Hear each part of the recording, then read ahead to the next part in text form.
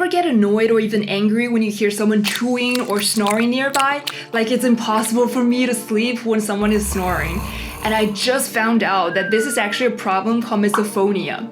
In a study at Amsterdam University Medical Centers, researchers followed 779 people with suspected misophonia, tracking them for over 4 years. Out of them, 74% were diagnosed with the problem, and most of them also have clinical perfectionism and a hyper-focused tendency. 26% had obsessive-compulsive personality traits. Almost all of them were triggered by eating sounds. Next on the list is nasal and breathing noises.